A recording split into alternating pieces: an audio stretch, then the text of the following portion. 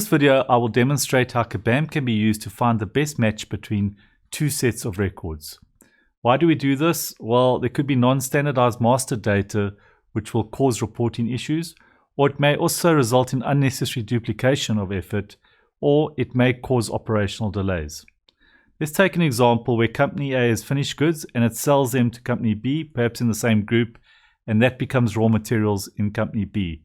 So company A has a finished goods master, and that master should become the raw materials master for company B.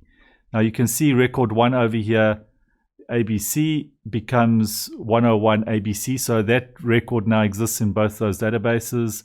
Likewise, if we go to the next one, which is EFG exists in company B's records, but now C123 has been translated ABC123. Now it's got a 66% match, and we've set in this company a 90% threshold. In other words, an item must be 90% as accurate as the finished goods file in company A. So that's clearly a problem, and CABAM will flag this as an issue.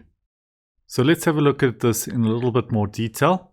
In front of me, I've got an item master, which has the item master, the raw material items coming into the business. We've got a field called equip tires, and these are items coming from a sister company. We want to ignore the not applicables, but what we're looking for is valid matches. So a valid item would be a 15, 18, 11, and 13-inch tire. Those are valid items. The not applicables we want to ignore, but the 12-inch tire shouldn't be there based on what's coming from our supplier.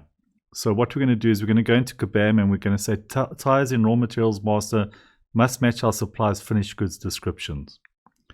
So we will tell it which field to look at, equip tires, and we will look at the product description, and we will give ourselves maybe a 99% or 98% tolerance match, and then basically we're going to ignore any equipment tires that are not applicable. So once we've put that rule together, we switch across to the dashboard and we go to procure to pay, buying, manage raw materials, and there we have it. There's the test, and you'll see that we only had one record that failed. And if we go through to the details, there's the one record, the 12-inch tire, 113 tread, and there were 4 others that came close that would match it, but because this had a target of 98%, this specific one didn't make it through and was flagged as an anomaly.